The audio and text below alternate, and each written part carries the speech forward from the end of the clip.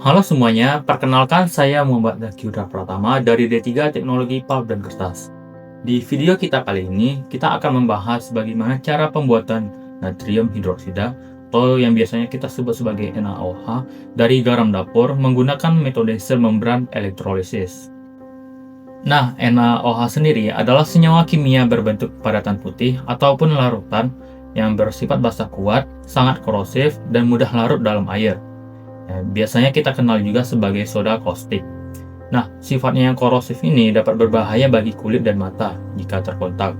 Dan NaOH itu termasuk salah satu dari 10 besar bahan kimia yang paling banyak diproduksi di dunia karena kegunaannya yang sangat luas, mulai dari sabun, pembuatan kertas, tekstil, hingga pengolahan air. Ada 3 hal yang perlu kita ketahui dari NaOH, yaitu di mana sifat fisiknya. NaOH memiliki titik didih dan titik leleh yang sangat tinggi. Kelarutannya juga sangat tinggi di dalam air dan densitasnya tergolong rendah, serta bersifat higroskopis sehingga harus disimpan dalam wadah kedap udara. Sebagai basa kuat, maka NaOH akan terurai menghasilkan ion OH- dan ion natrium dalam air dan mampu menetralkan asam, bereaksi dengan logam aluminium, menghasilkan gas hidrogen, serta dapat menyerap CO2 dari udara. Nah, dari segi bahaya sendiri, NaOH jika berkontak dengan kulit dan mata dapat menyebabkan luka bakar hingga kebutaan, sehingga kita harus membilasnya dengan air yang banyak dan harus segera menghubungi dokter. Sedangkan jika tertelan atau terhirup, maka dapat merusak organ dalam dan menyebabkan sesak napas. Penanganannya jangan dimuntahkan, tetapi pindahkan ke udara segar, berikan oksigen, lalu segera ke dokter. Kegunaan NaOH di industri pulp dan kertas, NaOH digunakan untuk melarutkan lignin dari serat kayu. Sementara di industri sabun dan deterjen, dia dapat mengubah lemak dan minyak menjadi sabun. Di industri tekstil, NaOH dapat meningkatkan kilau dan kekuatan benang kapas. Di pengolahan air, dia dapat menaikkan pH dan menetralkan limbah asam. Di petrokimia, dia juga menetralkan asam, dan di farmasi dia berfungsi untuk mengatur pH dalam obat-obatan. Bahan baku pembuatan NaOH sendiri sangatlah sederhana, yaitu dari garam dan air. Keduanya ini dicampur untuk membentuk larutan garam jenuh, yang kita sebut sebagai brine, dengan konsentrasi sekitar 300 gram NaCl per 1 liter air. Brine di sini masih mengandung pengotor seperti kalsium, magnesium, dan sulfat, sehingga haruslah kita hilangkan agar tidak merusak membran sel yang kita gunakan nanti. Pemurnian brine itu dilakukan dalam 3 tahap. Tahap pertama yaitu pengendapan bahan kimia, yang menggunakan 3 bahan. Yang pertama adalah NaOH sendiri, itu untuk mengendapkan magnesium, natrium karbonat untuk mengendapkan kalsium, dan BaCl2 untuk mengendapkan sulfat. Nah, tahap kedua itu adalah filtrasi. Endapan padat tersebut dipisahkan menggunakan filter press, dan tahap ketiga adalah ion exchange menggunakan resin penukar ion yang akan menangkap sisa kalsium dan magnesium hingga kadarnya di bawah 0,1 ppm. Setelah kita mendapatkan brine, maka tahap selanjutnya adalah elektrolisis. Sini sel elektrolisis membran terdiri dari 2 ruangan yang dipisahkan melalui membran nafion. Membran ini hanya bisa dilewati oleh ion positif. Di ruang anoda kita masukkan brine ultramurni, di ruangan katoda kita akan memasukkan air demin atau air demineralisasi. Lalu elektroda ini akan kita alirkan arus listrik. Nah, di anoda ion klorida akan melepaskan elektron dan berubah menjadi klorin. Nah, reaksinya yaitu Cl- menjadi Cl+ 2 elektron.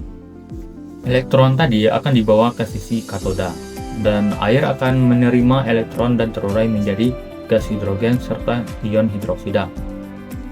Dengan reaksinya yaitu 2H2O plus 2 elektron akan menghasilkan H2 plus 2 OH-. Sementara ion natrium dari anoda akan menembus membran menuju katoda, sehingga di katoda ion natrium ini akan bertemu dengan ion hidroksida dan akan membentuk NaOH. Jadi di katoda kita akan mendapatkan larutan NaOH dengan konsentrasi yang masih rendah, yaitu sekitar 30-35%. Sehingga kita untuk menyimpannya kita perlu membuatnya menjadi konsentrasi tinggi, yaitu dengan cara menguapkannya. Oke, setelah proses elektrolisis selesai, maka kita akan mendapatkan produk yaitu NaOH dan produk samping seperti gas klorin dan gas hidrogen. Untuk gas klorin itu masih dalam keadaan panas, sehingga kita perlu menurunkan suhunya, yaitu menggunakan heat exchanger. Nah, setelah itu kita juga perlu menghilangkan kandungan uap air yang tersisa dengan menggunakan dryer. Ya, karena klorin yang basah itu bersifat sangat korosif. Setelah kering, gas klorin ini akan dikompresi dan dilanjutkan ke proses liquefaction atau proses pencairan, sehingga berubah menjadi bentuk cair yang lebih mudah diangkut dan disimpan. Sementara itu, gas hidrogen juga masih sangat panas dan mengandung uap air. Dan gas hidrogen ini dialirkan ke heat exchanger untuk didinginkan, kemudian dimurnikan sebelum akhirnya disimpan di dalam tangki. Gas hidrogen ini juga sangat bermanfaatnya sebagai bahan bakar boiler untuk menghasilkan steam yang digunakan kembali dalam proses evaporasi NaOH. Selanjutnya, untuk larutan NaOH yang terbentuk, ini masih memiliki kandungan konsentrasi sekitar 30-35%. Larutan ini kemudian kita umpankan ke tangki penyimpanan sementara sebelum masuk ke tahap pemokatan. Di tahap pemokatan, dari tangki NaOH dipompakan menuju multiple effect evaporator atau evaporator multi effect. Di dalam evaporator ini, larutan NaOH dipanaskan menggunakan steam atau uap panas secara tidak langsung. Ya, panas dari steam ini menyebabkan air yang ada dalam larutan NaOH itu akan menguap. Ya, sehingga konsentrasi NaOH itu dapat naik menjadi 50% atau lebih. Nah, uap air yang menguap ini kemudian akan dikondensatkan menjadi kondensat dan dapat digunakan kembali. Setelah mencapai konsentrasi yang diinginkan, maka NaOH ini dialirkan ke tangki penyimpanan produk. Ya, sebelum masuk ke dalam tangki, larutan ini harus didinginkan juga menggunakan heat exchanger untuk menurunkan suhunya sehingga aman disimpan. Jika kita ingin produk yang lebih pekat lagi, ya, atau bisa juga menjadi padatan, maka kita perlu mengevaporasinya lebih intens lagi. Ya, setelah itu kita akan bentuk dia dalam cetakan, membentuk flakes ataupun pears. Biasanya NaOH sendiri itu disimpan dalam 3 bentuk. Ya, yang pertama itu bentuk larutan, biasanya dengan konsentrasi sekitar 50%. Bentuk ini paling umum digunakan di industri skala besar karena siap pakai, mudah dipompa, dan paling ekonomis untuk diproses secara kontinu.